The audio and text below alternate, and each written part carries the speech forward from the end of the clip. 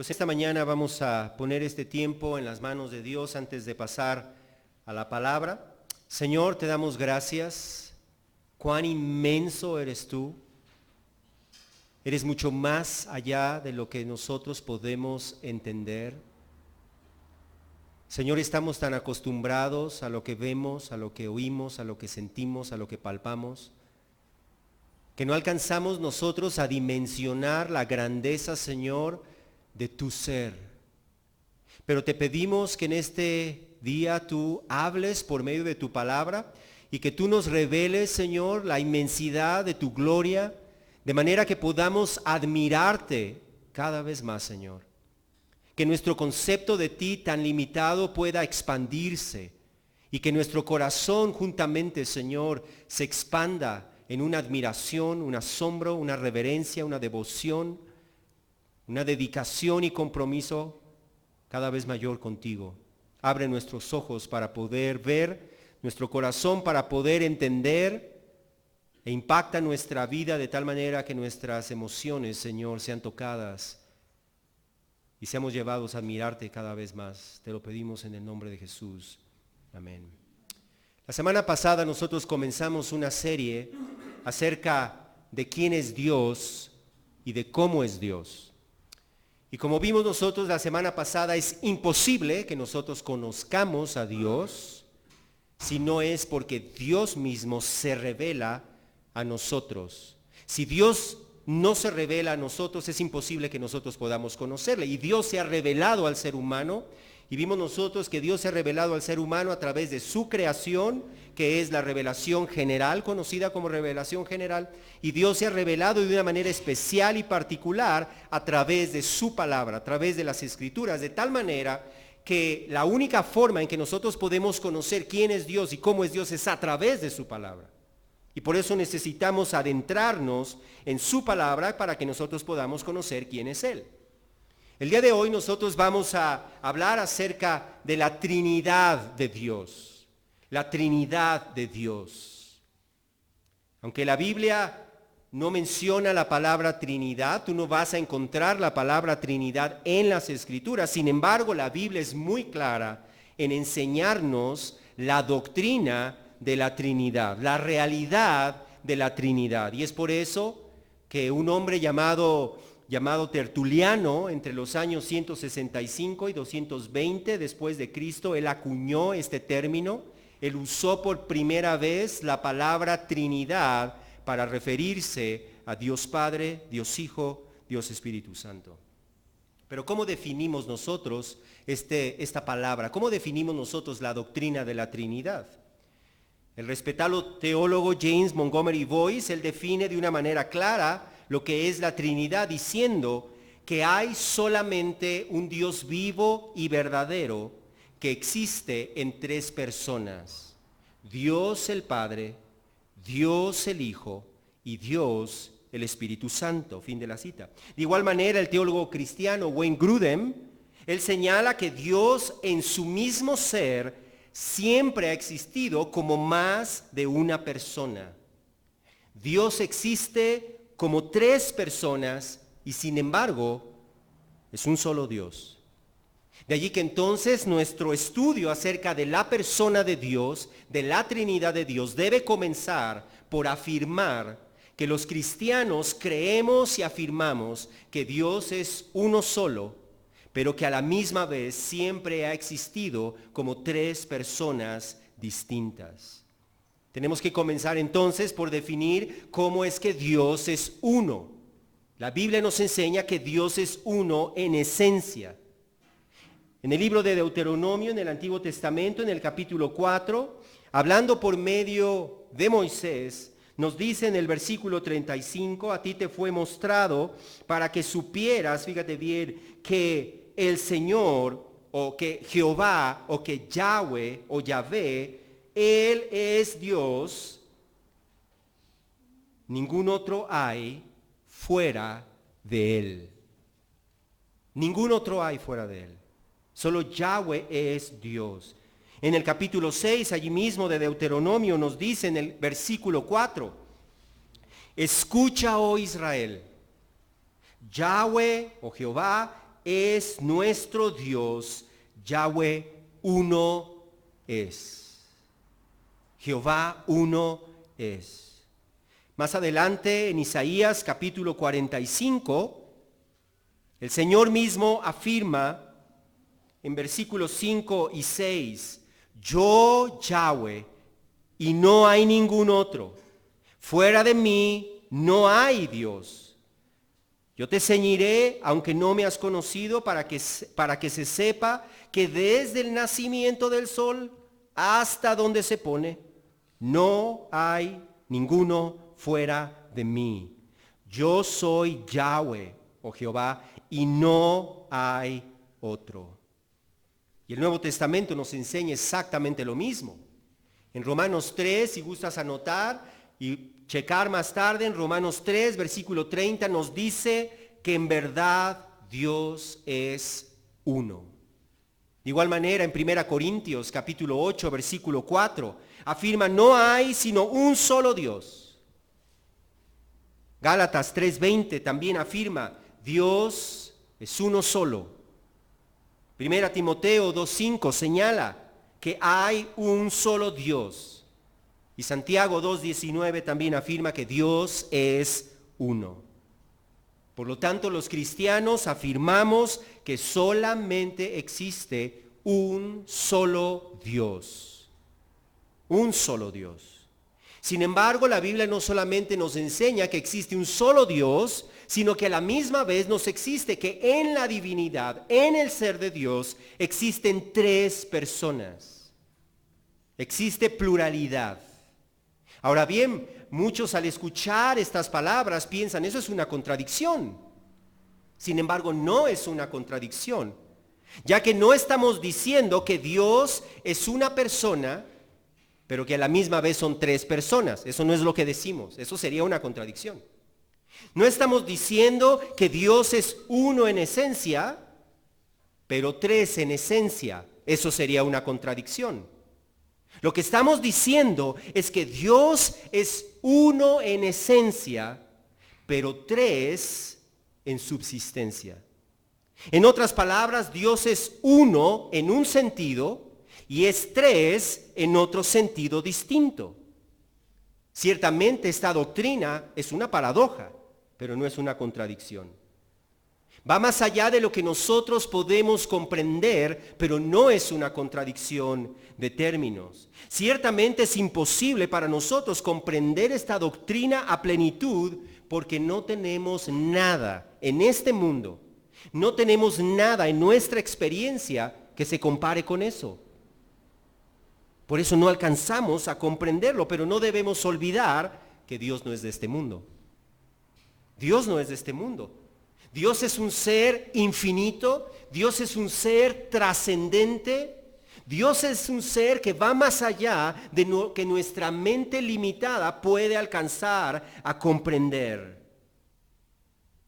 Por lo tanto, yo te pregunto, ¿no deberíamos nosotros esperar que un Dios que es complejo en su ser, que un Dios que es infinito, que un Dios que es trascendente, no deberíamos esperar que vaya más allá de nuestra capacidad de comprensión?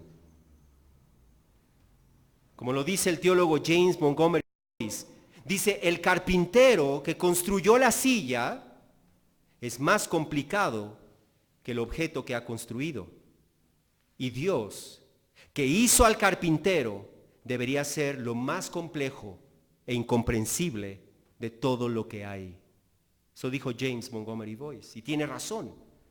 Sin embargo, Dios nos ha revelado en su palabra cómo es Él, que Dios es uno, pero que a la misma vez en su ser hay una plenitud de personas. El testimonio del Antiguo Testamento nos enseña eso. Si nosotros vamos desde el libro mismo de Génesis, en el capítulo 1, en Génesis capítulo 1, en el versículo 26, en un pasaje muy conocido, Dios dice lo siguiente: hagamos al hombre a nuestra imagen, conforme a nuestra semejanza. Notemos esa palabra, hagamos al hombre, a nuestra imagen. ¿Con quién está hablando Dios al decir esas palabras? Hay personas que piensan, Él está hablando con los ángeles. Sin embargo, el versículo 27 nos deja claro que el hombre no fue hecho a imagen de los ángeles. El hombre fue hecho exclusivamente a imagen de Dios. Varón y hembra los creó, dice ahí en versículo 27, a imagen suya, no de los ángeles. Dios no está hablando con los ángeles. Entonces, ¿con quién está hablando Dios? Dios nos muestra en ese plural que hay más de una persona en la esencia de Dios. Pero ese no es el único pasaje en donde nosotros vemos a Dios hablando en términos plurales cuando se refiere a sí mismo. Allí en capítulo 3, versículo 22 de Génesis, dice allí, después de que el hombre se rebeló contra Dios, dice: entonces Yahweh Dios dijo, he aquí el hombre ha venido a ser como uno de nosotros, conociendo el bien y el mal. Uno de nosotros. Nuevamente podemos ver allí esa pluralidad en el ser de Dios. Más adelante en el capítulo 11 de Génesis, cuando los hombres construyen la torre de Babel, el Señor desciende y dice allí en el capítulo 11, versículo 7, fíjate bien, vamos, dice Dios, bajemos y allí confundamos su lengua para que nadie entienda el lenguaje del otro. Notemos cómo Dios habla, hablando consigo mismo, habla en plural y no en singular. Dice, vamos, bajemos, confundamos. Más adelante en Génesis 19, nosotros vemos cuando el Señor va a destruir Sodoma y Gomorra, o destruye Sodoma y Gomorra, allí en el versículo 24, en Génesis capítulo 19, en versículo 24, fíjate bien, dice, entonces Yahweh hizo llover sobre Sodoma y Gomorra azufre y fuego de parte de Yahweh desde los cielos. Notemos cómo Yahweh hizo llover fuego del cielo de parte de Yahweh. Es claro que allí hay dos personas que reciben el nombre de Yahweh. También más adelante en Isaías capítulo 48. En Isaías 48,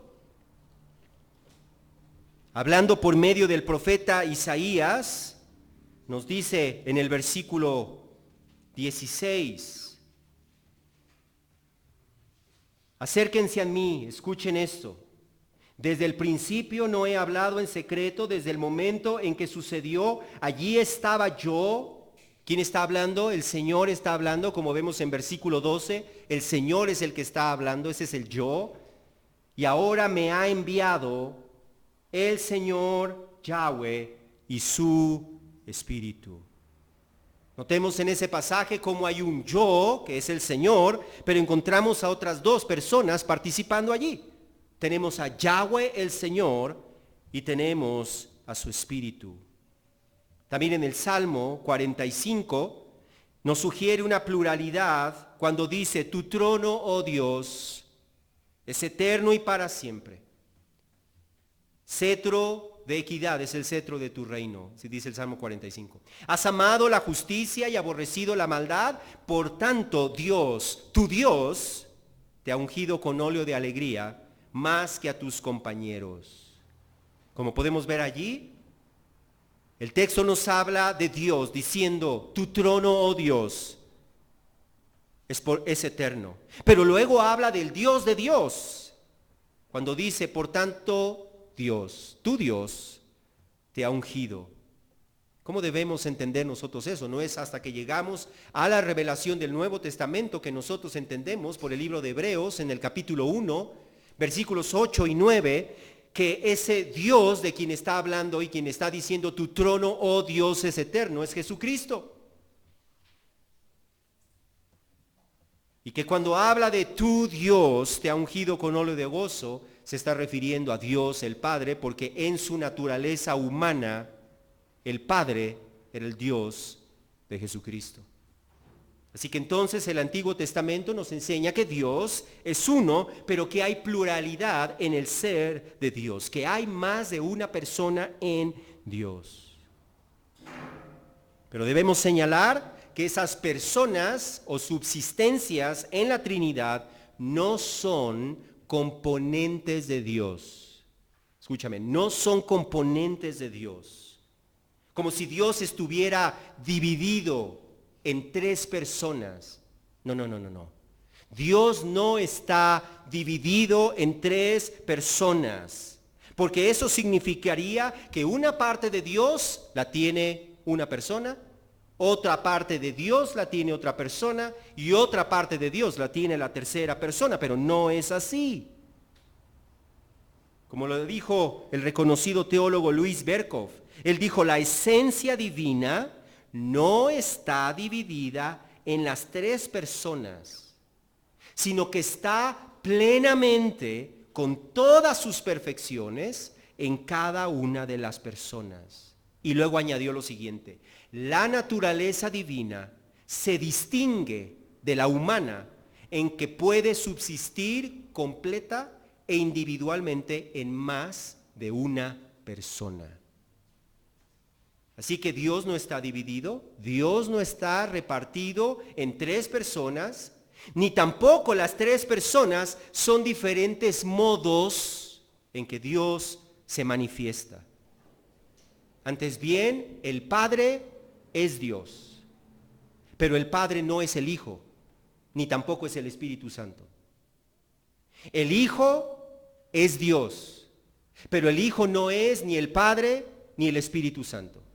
Y finalmente el Espíritu Santo es Dios, pero el Espíritu Santo no es ni el Hijo ni el Padre. Cada persona de la Trinidad es completamente Dios, pero los tres, pero son un solo Dios. Ahora bien, también es importante aclarar que cuando estamos usando la palabra persona, al hablar de Dios, no estamos hablando de persona en el mismo sentido en que usamos esa palabra persona para hablar de los seres humanos, porque Dios no es un ser humano. Dios no es un ser humano. En nuestra experiencia, cada ser humano solo puede existir como una persona. El ser humano entonces es unipersonal. Sin embargo, cuando hablamos acerca de Dios, su ser subsiste en tres personas. En otras palabras, su ser es tripersonal. Y aunque en el Antiguo Testamento Dios no nos revela plenamente la doctrina de la Trinidad, es hasta el Nuevo Testamento en donde nosotros nos encontramos con la enseñanza plena, completa de la Trinidad de Dios. Entonces, en el Nuevo Testamento nosotros encontramos esa doctrina de una manera más clara. En primer lugar, el Nuevo Testamento sigue enfatizando, como ya vimos al principio, que Dios es uno solo. Creemos en un solo Dios. Pero a la misma vez, el Nuevo Testamento nos da evidencia de que en el ser de Dios hay pluralidad. Si nosotros vamos al libro de Mateo, en el capítulo 3, nos encontramos allí con Jesús, con Juan el Bautista, cuando bautiza a Jesús. Jesús es bautizado por Juan el Bautista, y nos dice allí en capítulo 3, versículos 16 y 17, que después de ser bautizado, Jesús salió del agua inmediatamente, y he aquí los cielos se abrieron, y vio al Espíritu de Dios descender como una paloma y venía sobre él. Y aquí se oyó una voz de los cielos que decía, este es mi Hijo amado, en quien me he complacido. Como podemos ver allí, hay tres personas que están participando en ese pasaje. Por un lado tenemos al Padre que habla acerca de su Hijo amado. Por otro lado tenemos al Hijo amado del Padre. Y por otro lado tenemos al Espíritu de Dios que desciende del cielo sobre el Hijo. Así que podemos ver allí que las personas de la Trinidad no son tres modos distintos en que Dios se presenta. sino que son tres personas distintas. El Padre no es el Hijo ni el Espíritu Santo, el Hijo no es el Padre ni el Espíritu Santo, y el Espíritu Santo no es ni el Padre ni el Hijo. De igual manera, al final del capítulo 28, después de que Jesús resucita, se encuentra con sus discípulos, y él dice allí en versículo 19, vayan pues y hagan discípulos de todas las naciones, bautizándolos en el nombre del Padre y del Hijo y del Espíritu Santo. De una manera clara, este pasaje nos deja ver que hay tres personas. Uno es el Padre, otro es el Hijo, otro es el Espíritu Santo. Y la manera en que se nos presenta es uno al lado del otro, en igualdad de términos, en igualdad de condiciones, en igualdad de gloria, de honra y de majestad. En el nombre del Padre y del Hijo y del Espíritu Santo. Los tres están exactamente en el mismo nivel de gloria. Vemos esta misma manera de referirse a las tres personas en la Trinidad en 1 Corintios capítulo 12. Cuando habla acerca de los dones espirituales, nos dice allí en versículos 4 al 6, ahora bien hay diversidad de dones, pero el Espíritu es el mismo. Y hay diversidad de ministerios, pero el Señor es el mismo. Y hay diversidad de operaciones, pero es el mismo Dios el que hace todas las cosas en todos. Como podemos ver allí, está por un lado el Espíritu, está por otro lado el Señor, que es la designación que comúnmente encontramos en el Nuevo Testamento para el Señor Jesucristo. Y en tercer lugar tenemos a Dios, que es la manera en que generalmente el Nuevo Testamento se refiere al Padre. Tres personas allí. Lo mismo podemos decir de 2 Corintios, capítulo 13, versículo 14, donde el apóstol Pablo hace referencia a Dios como tres personas distintas, pero iguales entre sí, cuando él dice, la gracia del Señor Jesucristo, el amor de Dios y la comunión del Espíritu Santo sean con ustedes. Nuevamente vemos al Señor Jesucristo, a Dios el Padre y al Espíritu Santo puestos el uno al lado del otro. Y lo mismo podemos decir en Efesios 4, versículos 4 al 6, donde Pablo nos dice que hay un solo cuerpo y un solo espíritu. Así como también ustedes fueron llamados en una misma esperanza de su vocación, un solo Señor, una sola fe, un solo bautismo, un solo Dios y Padre. Así que el Nuevo Testamento nos enseña que Dios es uno. Dios es uno en esencia, Dios es uno en su ser, pero existe en la forma de tres personas o subsistencias. Sin embargo, a lo largo de la historia de la Iglesia han surgido diferentes herejías que distorsionan la enseñanza bíblica de la Trinidad. Allá por el siglo III, después de Cristo, surgió una herejía que se conoce como modalismo. Y este modalismo o esta enseñanza lo que enseña es que Dios es uno y es el Padre, pero que se presenta a los hombres de tres maneras diferentes, tres modos, y de ahí viene el nombre modalismo. Se presenta como si fueran tres máscaras, a veces como el Padre, a veces como el Hijo y a veces como el Espíritu Santo. De tal manera que no existen tres personas, es un solo Dios, una sola persona, pero que se presenta de tres modos distintos. Esa es una herejía porque no es lo que la Biblia nos enseña. Más adelante, en el siglo IV, surgió un hombre, un obispo, que se llamaba Arrio, y él comenzó a enseñar, y de ahí viene el nombre de esta herejía, que se llama arrianismo, y él comenzó a enseñar que Dios es el Padre, y que la primera creación de Dios fue el Hijo, y la primera creación del Hijo fue el Espíritu Santo. De tal manera que el Hijo y el Espíritu Santo son dioses, pero no dioses igual al Padre, sino que son dioses inferiores, porque fueron creados. Son divinos, pero no son igual al Padre. Y nosotros tenemos hoy en día entre nosotros una versión actual de lo que es la doctrina arriana, y es la doctrina de los testigos de Jehová, los cuales enseñan que solamente Jehová es Dios y que Jesucristo es Dios, pero con minúscula. Es un Dios inferior al Padre, y que el Espíritu Santo es la fuerza o el poder de Dios, pero no es una persona, y mucho menos es igual a Dios. Así que entonces a través de la historia han surgido diferentes herejías mal interpretando lo que las Escrituras nos enseñan. Y en tercer lugar tenemos otra herejía que, si bien es cierto no ha sido apoyada por muchos a través de la historia de la iglesia, se llama triteísmo. Y triteísmo significa que son tres dioses. El Padre es uno, el Espíritu Santo es otro Dios, el Hijo es otro Dios, entonces tenemos tres dioses. Todas esas son herejías, son falsas doctrinas, porque no es lo que Dios nos revela en las Escrituras. Las Escrituras nos revelan que Dios es uno solo, pero que Dios existe como Padre, como Hijo, como Espíritu Santo, siendo cada una de estas tres personas, subsistencias o hipostasis, de esas tres maneras se le considera, pero es un solo Dios. ¿Dónde encontramos nosotros eso en las Escrituras? Bueno, en primer lugar, el Padre es Dios. Yo creo que este es el punto menos discutido a través de la historia de la iglesia. El Padre es Dios.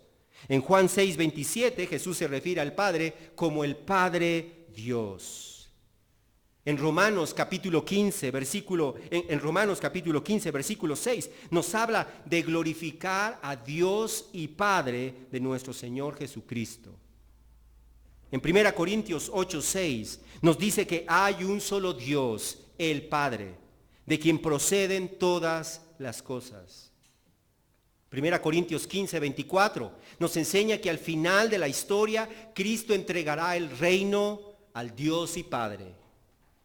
Y Efesios 4:6 afirma que hay un solo Dios y Padre de todos, que está sobre todos, por todos y en todos. Así que el Padre es Dios, y este es el punto menos discutido.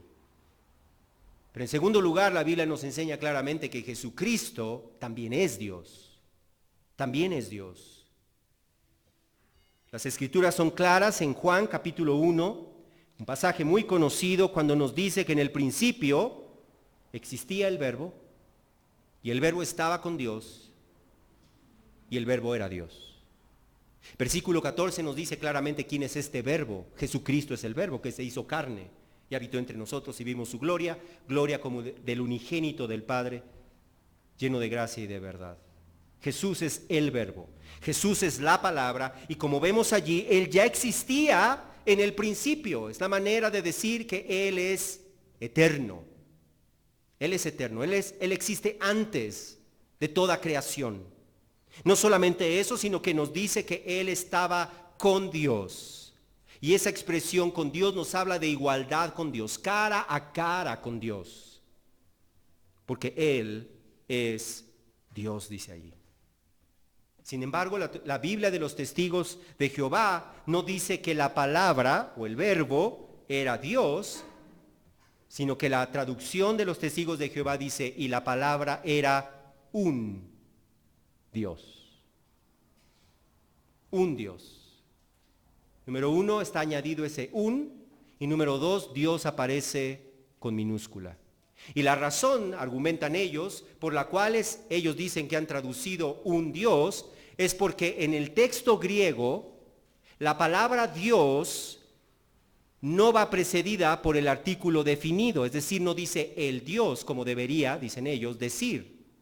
De tal manera que el texto no dice y la palabra era el Dios. Por lo tanto, ellos dicen, tenemos que traducirlo como un Dios. Sin embargo, la razón por la cual en Juan capítulo 1, versículo 1, esa palabra Dios no va precedida, efectivamente no va precedida del artículo, es porque la palabra Dios es el predicado de la oración. Eso es asunto gramatical. Pero un poco más aterrizándolo a nosotros, podemos ver nosotros cómo en el versículo 6, en el versículo 13, en el versículo 18, refiriéndose al Padre, usan la misma palabra Dios, y en el griego tampoco está precedida por el artículo definido. Sin embargo, los testigos de Jehová en su traducción lo traducen con Dios mayúscula y no ponen un Dios, porque obviamente allí se está refiriendo al Padre. De tal manera que allí podemos ver cómo su traducción no es congruente, es tendenciosa y no es culpable, y no es confiable. Así que entonces el texto nos dice: en el principio existía el Verbo, y el Verbo estaba con Dios, y el Verbo era Dios. La palabra es Dios, Jesús es Dios. Pero nuestra confianza en la divinidad de Jesús no descansa solamente en ese pasaje. Jesús mismo afirmó una y otra vez que Él es Dios. Simplemente en el libro de Juan nosotros encontramos en 7 ocasiones que Él utiliza la expresión yo soy. Y si nosotros recordamos en el Antiguo Testamento, el nombre yo soy es el significado del nombre personal de Dios en el que Dios se revela en el Antiguo Testamento. En el Antiguo Testamento nosotros encontramos la palabra Yahweh o Yahvé o Jehová. Ese es el nombre personal de Dios. Aparece 6.800 veces en el Antiguo Testamento y significa yo soy. Y Jesús en el Nuevo Testamento utiliza ese nombre yo soy y se lo aplica a sí mismo. Podemos ver, por ejemplo, en Juan, allí en el capítulo 8, Juan capítulo 8, versículo 58, Jesús dijo lo siguiente: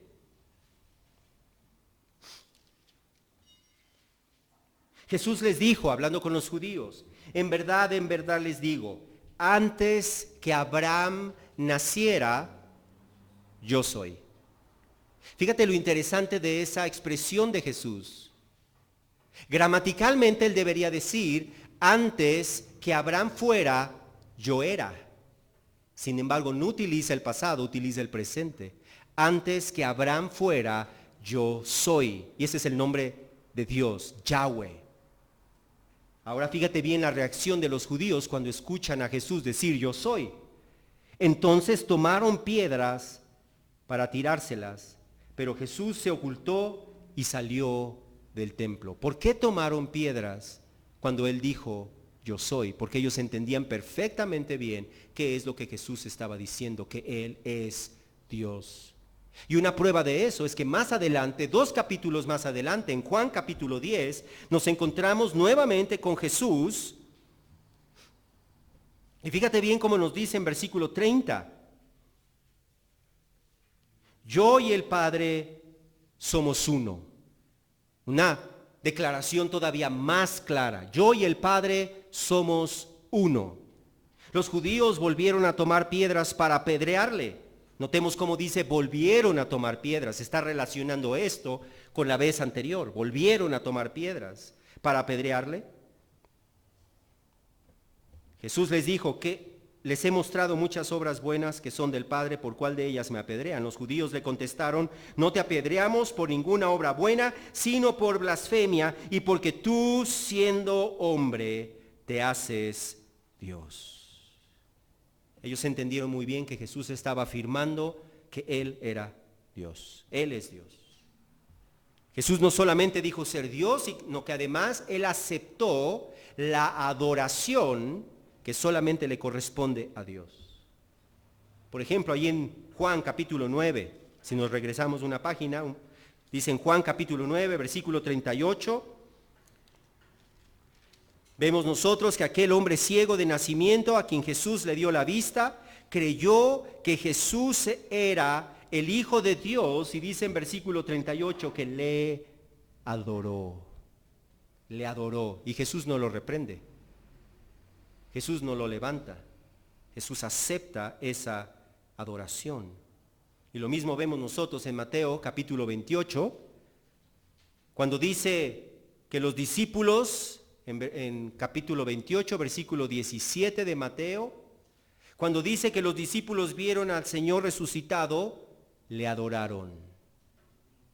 Le adoraron. Pero no solamente eso, sino que el Nuevo Testamento explícitamente nos enseña que Jesús es Dios. Explícitamente. Romanos 9:5 Dice que el Cristo está sobre todas las cosas, Dios bendito por los siglos. Amén. Se refiere a Jesús como el Dios bendito por los siglos. También en Filipenses 2, versículo 6, un pasaje conocido, donde nos dice que Jesús, siendo en forma de Dios, no estimó el ser igual a Dios como cosa que aferrarse. Explícitamente nos dice que Jesús es igual a Dios.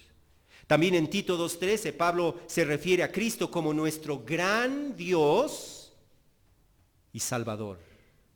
A Jesucristo, nuestro gran Dios y Salvador.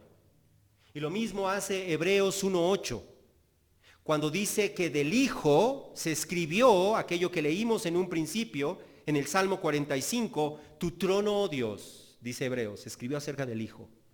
Tu trono, oh Dios, es por los siglos de los siglos, y cetro de equidad es el cetro de tu reino. La Escritura le llama Dios. Y lo mismo podemos decir de 2 Pedro 1:1, donde habla de nuestro Dios y Salvador, Jesucristo. Y lo mismo 1 Juan capítulo 5 versículo 20, donde dice que Jesucristo es verdadero Dios y la vida eterna. Así que entonces la palabra de Dios es inequívoca, es clara, no es ambigua en decirnos que Jesucristo es Dios. Finalmente, el Espíritu Santo también es Dios. También es Dios. Lo primero que debemos enfatizar en cuanto a la persona del Espíritu Santo es eso. El Espíritu Santo no es una fuerza impersonal, no es el poder de Dios y tampoco es una paloma. El Espíritu Santo es Dios. Y es una personalidad, es una personalidad. ¿Cómo sabemos eso? Es una personalidad. La Biblia nos enseña atributos de personalidad para el Espíritu Santo. En primer lugar, la Biblia nos enseña que el Espíritu Santo acompaña, es el consolador. Un poder no te puede consolar. Él acompaña, Él consuela, Él enseña, nos dice allí también en Juan, capítulos 14 y 16, Él enseña. Él convence, Él habla a los cristianos y Él guía a los cristianos a la verdad. Juan 14, Juan 16, Hechos capítulo 8, Hechos capítulo 13 nos dice eso. Él tiene atributos de personalidad. No solamente eso, la Biblia nos enseña que al Espíritu Santo se le puede contristar, tanto en el Antiguo Testamento como en el Nuevo Testamento. En el Antiguo Testamento, Isaías capítulo 63, versículo 10, dice que contristaron al Espíritu del Señor. En el Nuevo Testamento nosotros tenemos en Efesios 4:30 que es posible contristar al Espíritu Santo de Dios. No puedes contristar una fuerza, un poder impersonal. No solamente eso, sino que la Biblia nos enseña que es posible mentirle al Espíritu Santo. En Hechos capítulo 5. No solamente eso, sino que Él escudriña las profundidades de Dios y conoce los pensamientos de Dios. Todas esas cosas no las puede hacer un poder impersonal. En segundo lugar, la Biblia nos enseña explícitamente que el Espíritu Santo es Dios. Fíjate en Hechos capítulo 5. Hechos capítulo 5. Nos encontramos allí nosotros con la iglesia reunida y había un hombre que se llamaba Ananías en Hechos capítulo 5. Un hombre llamado Ananías. Y nos dice allí en versículo 1 que este hombre llamado Ananías con Zafira su mujer vendieron una propiedad. Y se quedó con parte del precio sabiéndolo también su mujer. Y trayendo la otra parte la puso a los pies de los apóstoles, mas Pedro le dijo a Ananías, ¿por qué ha llenado Satanás tu corazón para mentir? ¿A quién? Al Espíritu Santo, dice ahí. Para mentir al Espíritu Santo y quedarte con parte del precio del terreno. Mientras estaba sin venderse, ¿no te pertenecía? Y después de vendida no estaba bajo tu poder. ¿Por qué concebiste este asunto en tu corazón? No has mentido a los hombres, sino ¿a quién? Sino a Dios. Versículo anterior nos dice mintió al Espíritu Santo. Este versículo nos dice mintió a Dios.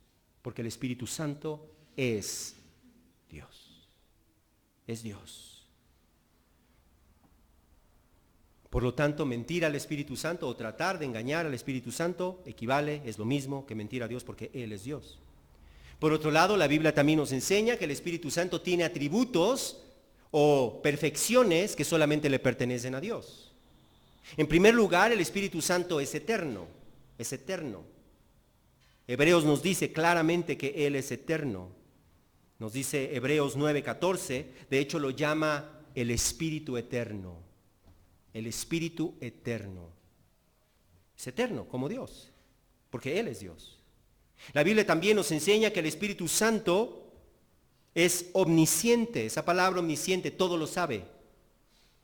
Simplemente en 1 Corintios 2:11 enseña que el Espíritu Santo conoce los pensamientos de Dios. Imagínate conocer los pensamientos de Dios. Él es omnisciente. Salmo 139, versículo 7. 139, versículo 7 nos enseña que el Espíritu Santo es omnipresente. Ahí nos enseña: ¿a dónde me iré de tu Espíritu? ¿A dónde me iré?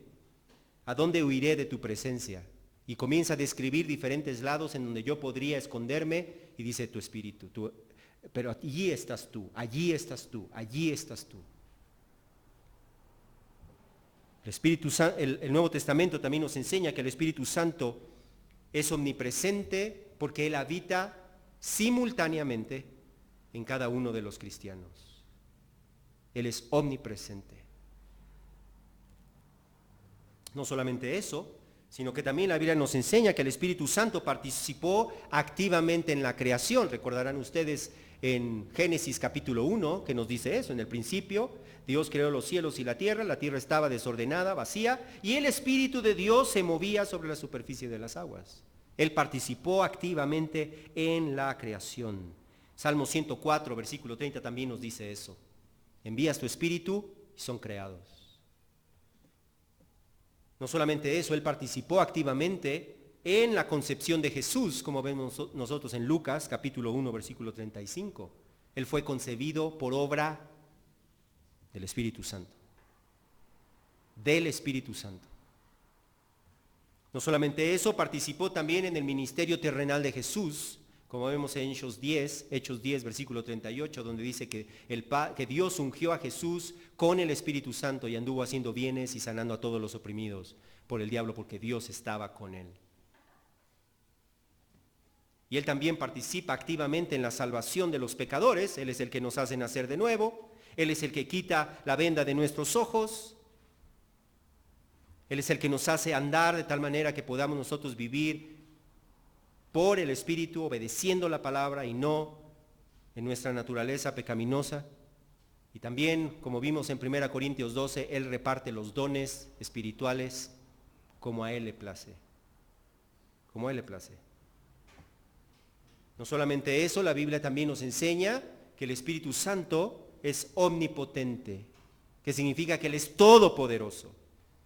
Simplemente en Primera Reyes, en el Antiguo Testamento, Primera Reyes, capítulo 18, el primer libro de Reyes, capítulo 18, versículo 12, y en Hechos, capítulo 8, versículo 39, nos enseña que el Espíritu Santo puede tomar a alguien, arrebatarlo y hacerlo aparecer en otro lugar.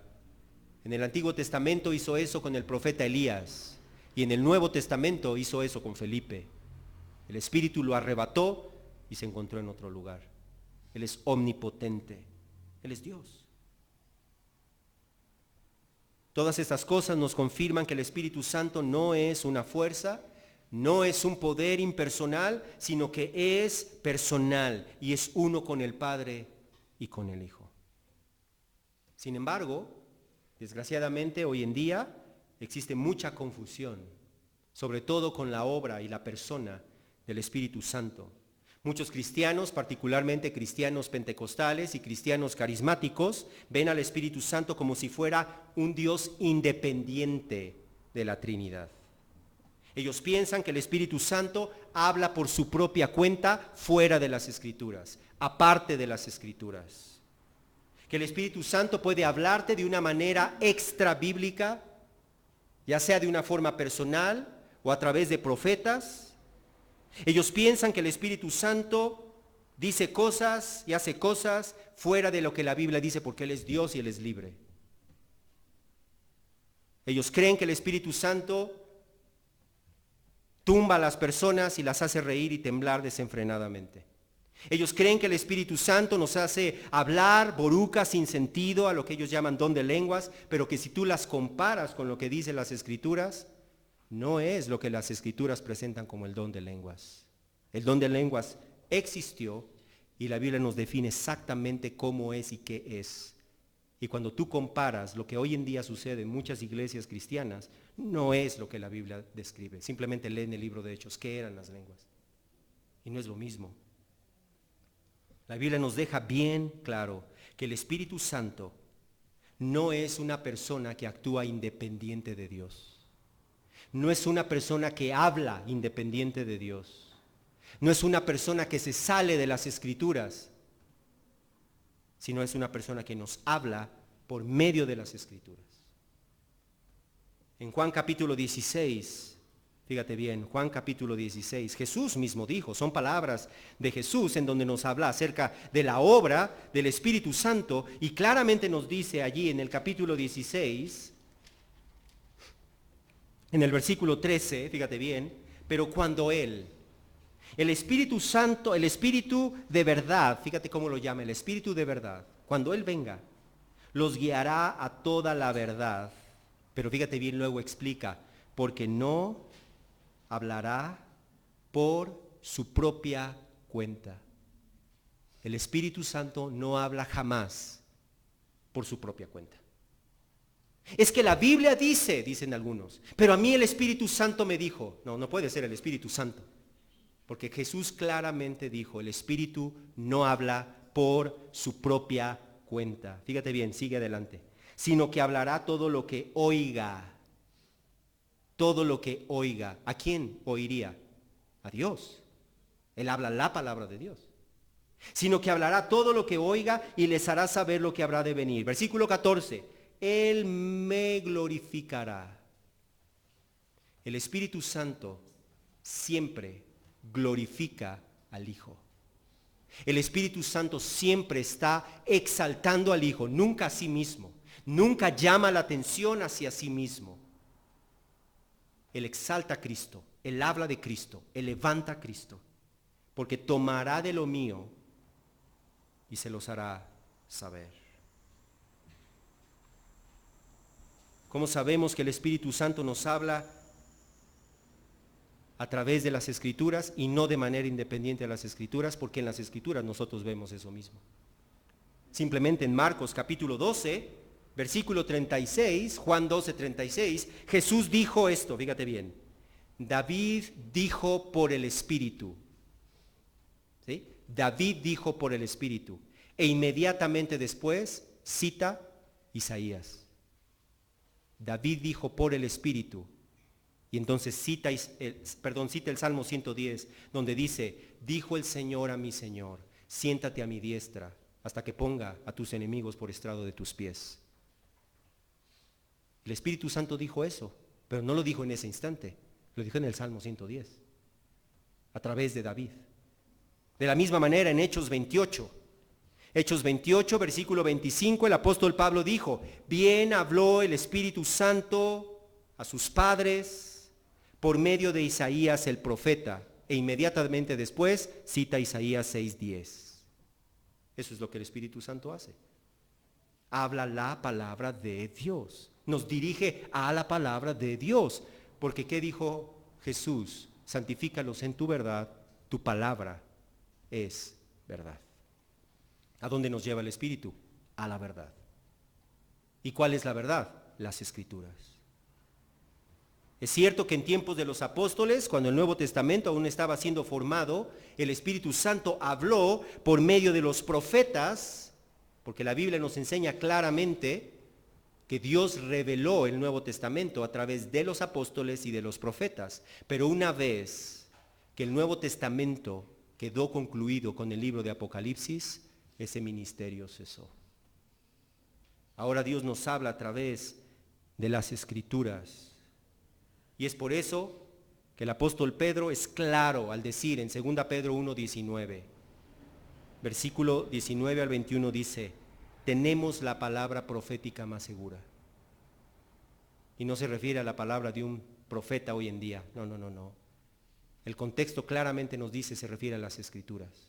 Tenemos, los cristianos, tenemos la palabra profética más segura, a la cual hacen bien en prestar atención como una lámpara que brilla en el lugar oscuro hasta que el día despunte y el lucero de la mañana aparezca en sus corazones. Pero ante todo sepan esto, que ninguna profecía de la Escritura es asunto de interpretación personal, pues ninguna profecía, nuevamente se está refiriendo de la Escritura, fue dada jamás por un acto de voluntad humana, sino que hombres inspirados por el Espíritu Santo hablaron de parte de Dios. Él nos dirige a las Escrituras. Y es por eso que el apóstol Pablo es claro al decir en 1 Timoteo capítulo 6, versículos 3 y 4, que si alguno enseña una doctrina diferente y no se conforma a las sanas palabras, las de nuestro Señor Jesucristo, y a la doctrina que es conforme a la piedad, nada sabe, está envanecido y nada entiende, dice ahí. Él nos habla a través de la palabra. El Espíritu nos habla a través de la Escritura. Y por eso el apóstol Juan también es claro en decirnos en su segunda carta en versículos 9 y 10, todo el que se desvía y no permanece en la enseñanza de Cristo, no tiene a Dios. No tiene a Dios. El que permanece en la enseñanza tiene tanto al Padre como al Hijo. Si alguno viene a ustedes y no trae esta enseñanza, no lo reciban en la casa ni lo saluden. Ese es Dios hablando. Ese es el Espíritu Santo hablando. Finalmente, muchos cristianos también se encuentran confundidos hoy en día porque algunos les han dicho que la Biblia no dice explícitamente que debemos orar o adorar al Espíritu Santo y por lo tanto no debemos hacerlo. Sin embargo, esa manera de pensar muestra una distorsión de lo que es la Trinidad. Refleja una concepción triteísta de la Trinidad, porque la confesión cristiana, la confesión histórica cristiana, desde el concilio de Nicea en el año 325, es que el Espíritu Santo es Señor y dador de vida,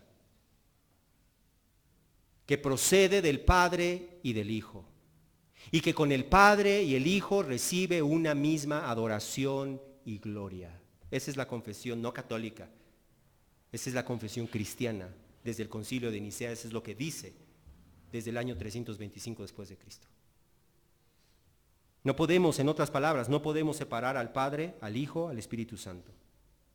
Cuando nosotros adoramos a Dios, no estás adorando exclusivamente al Padre o al Hijo o al Espíritu Santo, porque Dios es uno solo.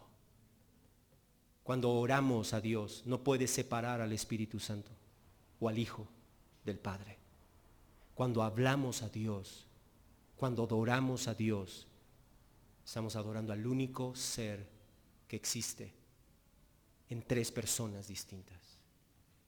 Dios el Padre, Dios el Hijo, Dios el Espíritu Santo. Así pues, en conclusión, el único Dios verdadero, siendo uno en su ser, siendo uno en su esencia, existe en tres personas, o subsistencias o hipostasis. Existe eternamente, desde siempre, como tres personas. No hubo un momento en que era uno y después salieron los tres. Él ha existido siempre, eternamente, en tres personas. Esa verdad gloriosa, fíjate bien, nos demuestra la grandeza inigualable de nuestro Dios. Nos revela la majestad sublime y la trascendencia incomprensible del Dios verdadero, que es mucho más allá de lo que nosotros pensamos, que Dios es mucho más allá de lo que nosotros conceptualizamos, que Dios es mucho más allá, no es un diosito, Él es el Dios impresionantemente sublime, al que nosotros no podemos comprender a plenitud. Ese es el Dios al cual nos acercamos cuando oramos cada día. Ese es el Dios que nos habla a través de las Escrituras. Ese es el Dios al cual nosotros adoramos. Ese es el Dios que nos conoce y al que nosotros no podemos conocer cabalmente, a plenitud, porque va mucho más allá de lo que nosotros podemos comprender. Como lo dijo el teólogo Luis Berkhoff, y con esto termino con él y con James Montgomery Boyce, Luis Berkhoff dijo: la Trinidad es un misterio. Es un misterio. Y luego añadió: el hombre no puede comprender, no puede comprenderla, ni hacerla inteligible. La Iglesia nunca ha tratado de explicar el misterio de la Trinidad, únicamente trata de formular la doctrina.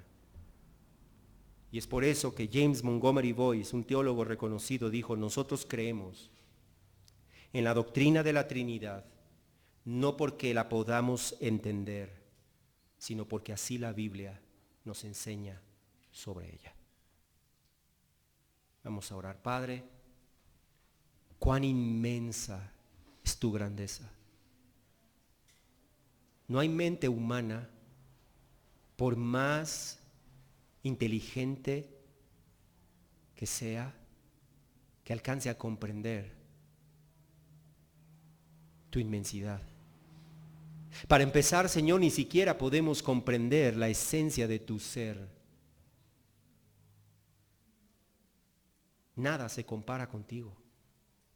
No existe nada en la creación con lo cual podamos comparar la Trinidad. No existe manera de ilustrar la Trinidad. Va mucho más allá de nuestra inteligencia, experiencia o capacidad de comprensión, porque así eres tú, Dios. Inmenso, asombroso,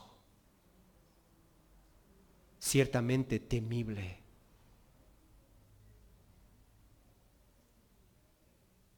Glorioso.